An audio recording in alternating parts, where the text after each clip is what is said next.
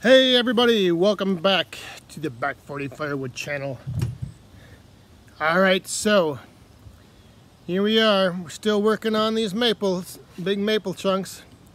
I did noodle one down there, stump 383. He had commented that I should do that, and I'll probably do that with a few of those other bigger ones. I did check, well, I went to the local steel dealer to get myself a skip tooth chain the other day. Yesterday, and the only one they had in stock, I guess, didn't fit my saw, didn't fit the sprocket, wasn't the same drive sprocket or something, I don't know. Either way, it didn't work, wasn't going to work out, didn't buy it, didn't get it. So, but I have plenty to do. I've got all these rounds here lined up.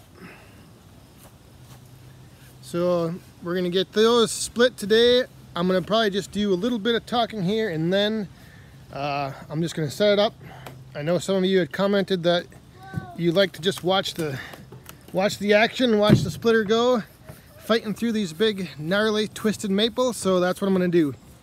I'll let her run for a few and see where we're at. Once I get all this cleaned up, I got that one little oak pile back there to split up, and then we're going to get down with the move. We're going to move the production zone to the back lot. I got a little site prep work to do back there beforehand though, and I got to finish this stuff up here.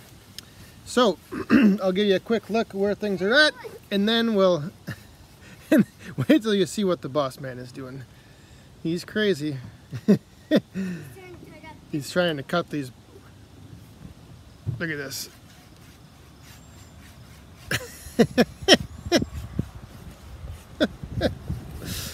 I should let him keep going at that and see how long it takes him to get through that round.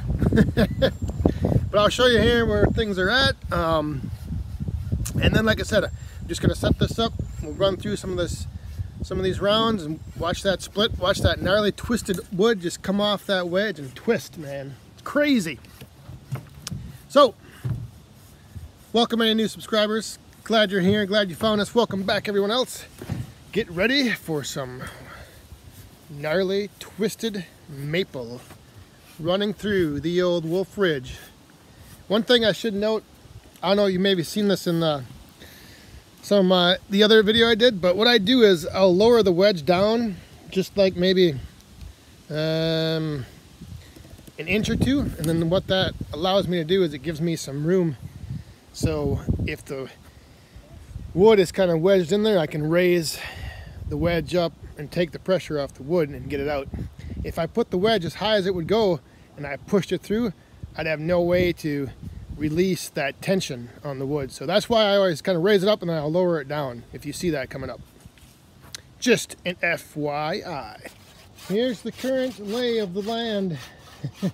Big rounds. Big old rounds in the way. I've got, I think, 3 more to cut off of that big guy, and then these 2 right here. Get those bucked up, but I think we're doing.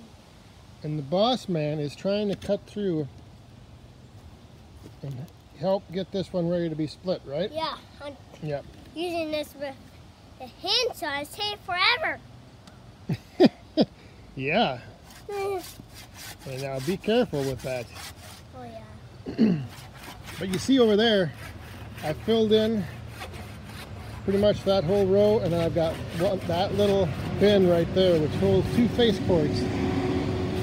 So I've got that yet to fill in, and then I have nowhere else to put the wood up here. I may make another pile where that brush is, figure that out, and stack some in there. Otherwise I might stack it back in the new location. But just to look at, there's that. What a glorious sight. A nice big long wall of wood. Alright, let's get splitting.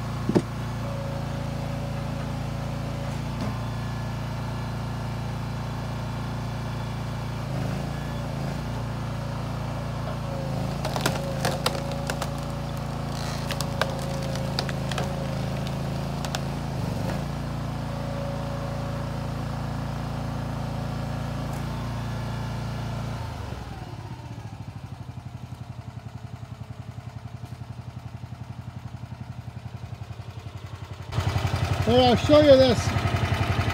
See, this is what happens when it twists. This piece is twisting down into the table here. So it's getting caught up in the wedge. And what happened was, you saw there, like the whole half of the piece got pushed through. But this piece, because it's getting twisted down, it gets hung up and stuck in that wedge. That's why you gotta, around the table. That's why if you raise your wedge up and then you can get that piece out. That's the only thing I can do. Oh, and the other thing,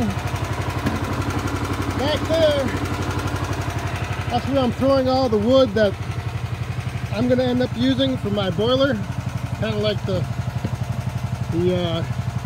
big ugly pieces. So some of those I'll be tossing out, but yeah, it's just crazy that how that wood will twist and get stuck on that table. So that's why, like I said the other day, be careful what you wish for. Sometimes it's too good to be true. It probably is. Just like this big supply of wood dropped off, but it's a pain in the butt to split and stack.